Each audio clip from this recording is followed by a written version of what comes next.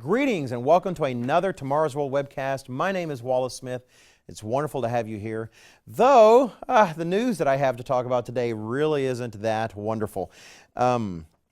This grabbed my attention. I saw it in multiple sources. I thought the NPR article covered it perhaps best.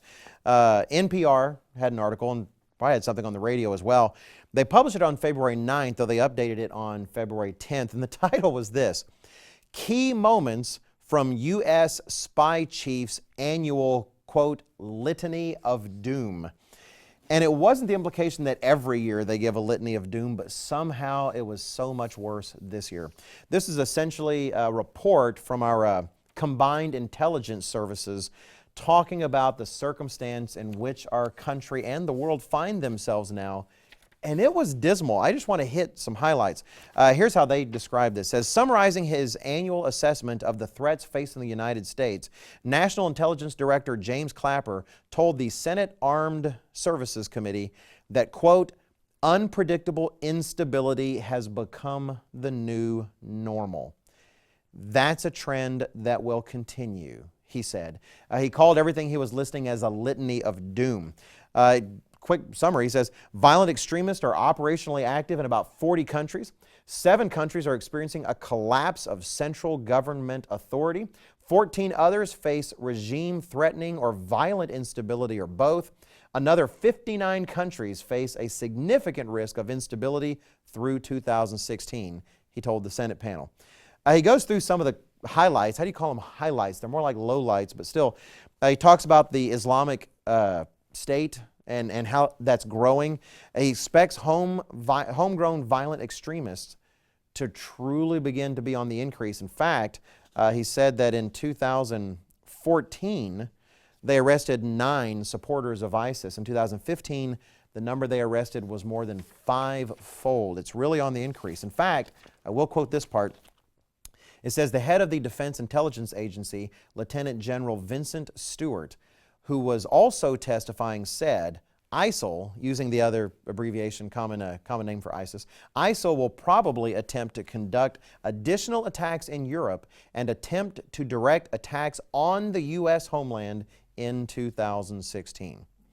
That's not really the end of it. It goes through space, threats we currently face in space like we haven't faced before.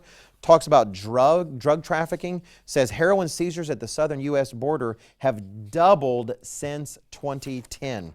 It talks about cybersecurity and counterintelligence. It mentions this is worth quoting from Clapper. He says the threat from foreign intelligence entities, both state and non-state, is persistent, complex, and evolving.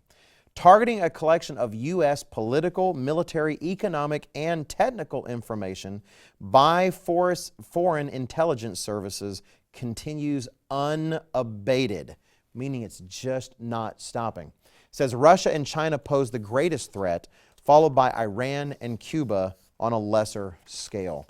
Actually, there was an interesting comment made as well in another article. Let's see. Pardon me for shuffling my papers. This one by Foreign Policy Magazine. Actually, this was published February 9th. The title's a delicate one to read, but I am just reading a title. I don't write them, I just read them. The title was, U.S. Spy Chiefs Think the World is Pretty Much Going to Hell. Speaking of it as a metaphorical place. Anyway, speaking of that, it says the FBI can't get into San Bernardino shooter's phone. Talking about cyber problems they're having.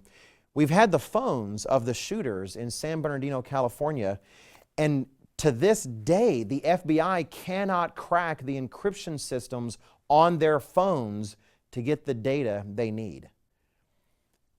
The most powerful intelligence gathering system potentially in the world is not able to crack the encryption apparatus on these shooters' phones. This is the kind of world we're facing now. Also, the one good news is they said that when it comes to Iran and the money they got in their recent, what I call a hostage swap, that money isn't going to terror yet. Wow, what good news. What can we take away from all this? Because it really is a lot. I think the one statement that stands out from Mr. Clapper's testimony, the one thing that really should grab our attention beyond all the details, because as time moves on, the details will change. It's this one thing where he says, unpredictable instability has become the new normal. We are living in an incredible time. In mathematics, when you're studying curves, I like math, there's a point on a curve called a critical point. And I remember coming to understand why it's called that, because at that point the curve could go up, it could go down, it could do anything.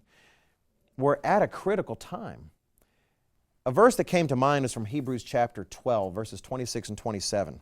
We read there, He has promised, saying, Yet once more I shake not only the earth, but also heaven. Now this, yet once more, indicates the removal of those things that are being shaken, as of things that are made, that the things which cannot be shaken may remain. God is making an omelet in our world today, but when God makes an omelet, He cracks very big eggs. If we're in a place of instability, and that's the new normal, then maybe we need to seek something out of the normal. When the world around you is shaking, what do we have to appeal to? The solid rock that only God can be for us. And I hope times like this don't just worry us, I hope they motivate us. Thank you for watching this webcast. Please check out our other resources at tomorrowsworld.org.